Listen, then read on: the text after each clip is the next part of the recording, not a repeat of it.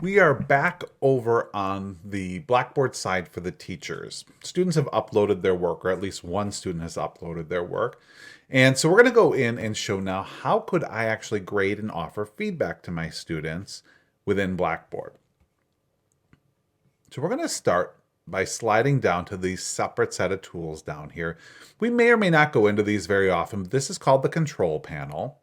And if you're going to grade in Blackboard, you'll want to learn how to use this. In fact, you'll need to learn how to use this.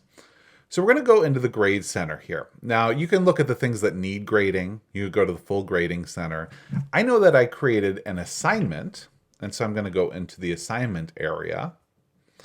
And admittedly, the Blackboard gradebook is not always the most user-friendly version of things. And you can do some things to make it better, but it is going to be a little bit of a challenge to get to the work. You'll have to use these sliders to move, and you'll also have to use the slider here on the side to move up and down in the course.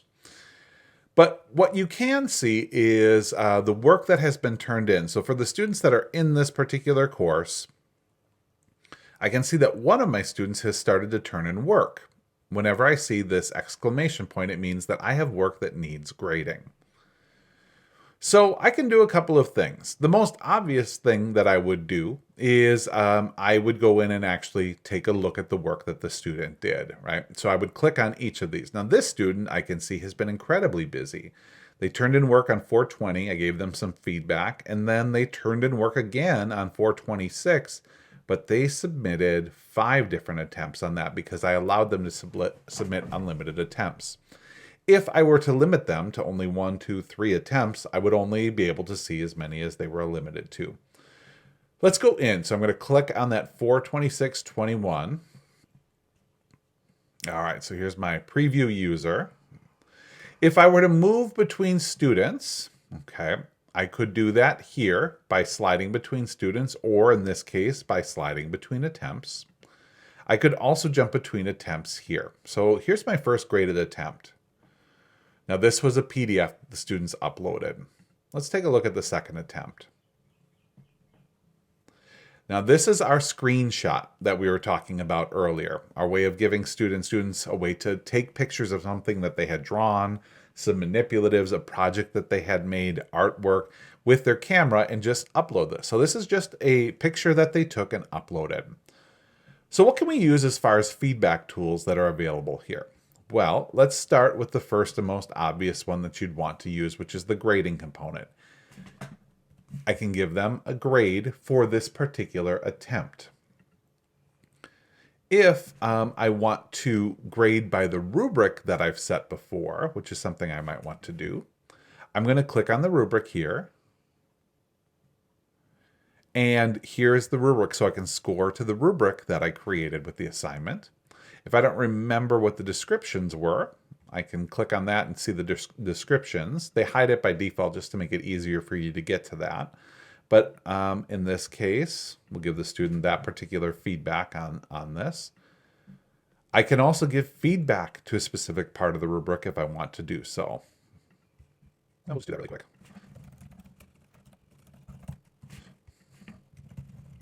Okay, great. So we've got some of those. And if I want to do any overall feedback on the rubric, my overall feedback would go here. I'm going to click Save that rubric. And you can see it's filled in the score up here for me then based on the rubric. I can also give some other feedback to the students separate from the rubric. This is what they'll see when they first see their score.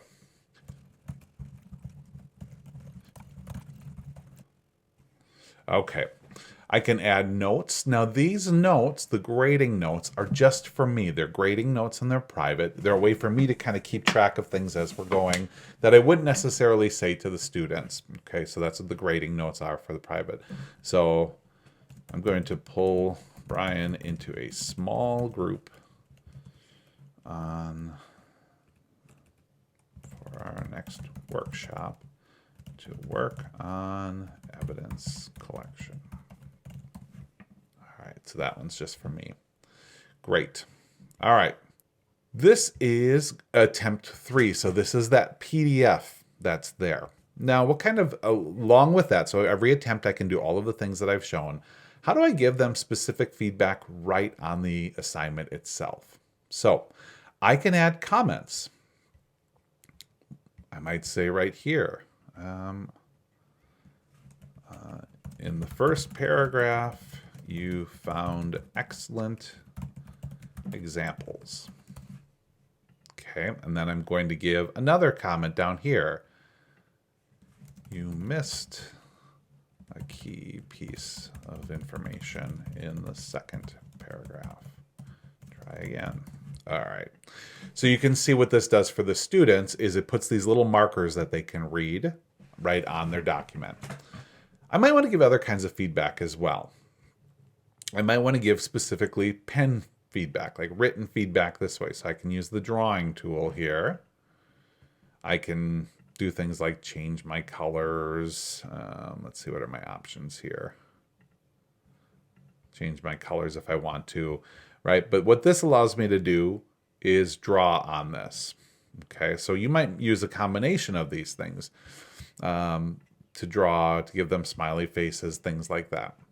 You may choose to upload, and some teachers might even, get us a set of icons or stamps that you use like this, right? So I've got this approved. All right, that's in there. Or I might have a bunch of happy, sad face kind of icons here that I use. I can get a custom stamp.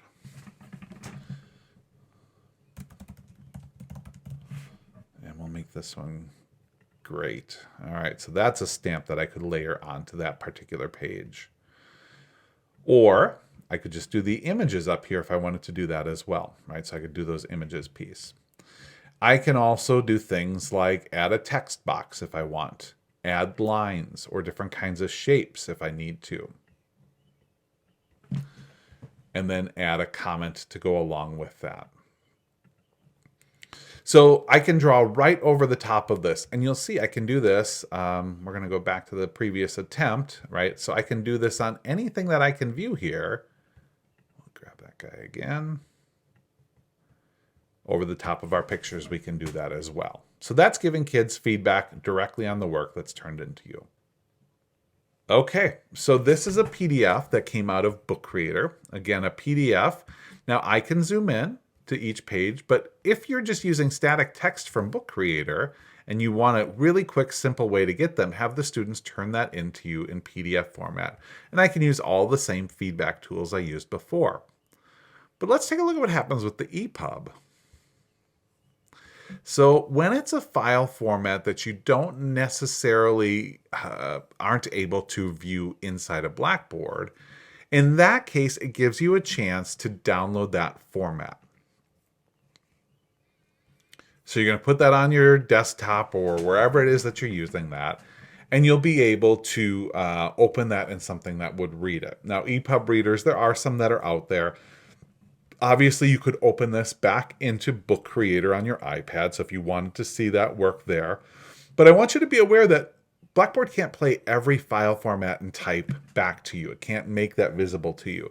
In the event that you've turned in work that you can't view right within Blackboard, you can still download that, and as long as you know where to go open that, you'd be able to view that work. Of course, that's an extra step for the teachers.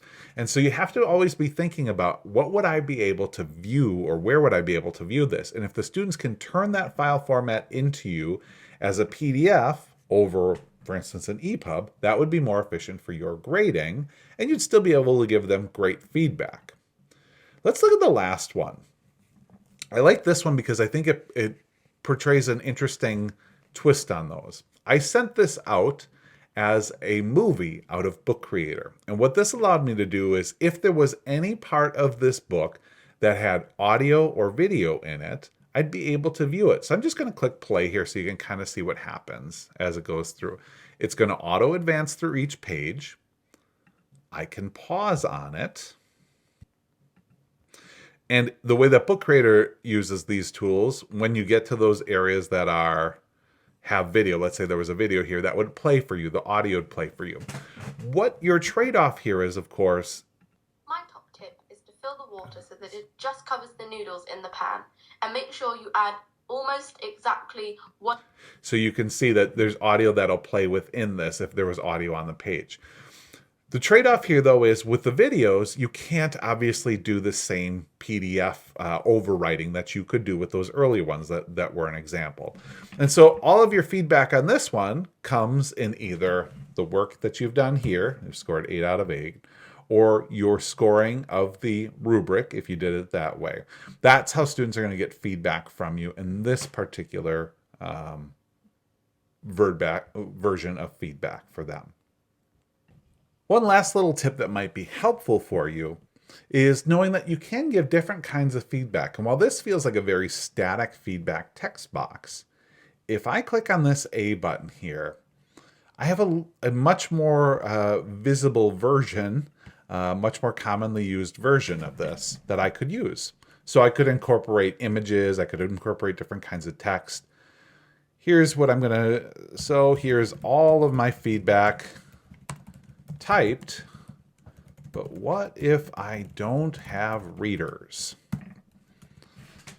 If I click on this little icon right here, this insert recording button,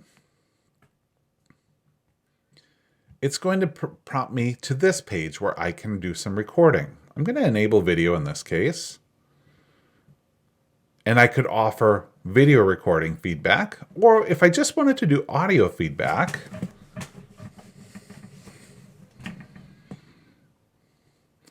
you did a really great job on this. I love how many times you attempted the turn in the work, and each time it got a little bit better. Great job, and keep working on collecting evidence of text.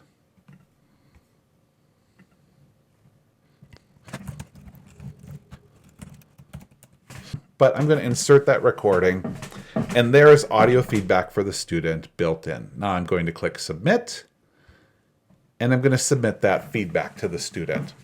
So you can see there's a wide way of getting feedback to students built right within Blackboard, all the way down to giving very specific drawn-in feedback, giving written feedback, giving rubric feedback, giving stamped image feedback, or giving audio feedback.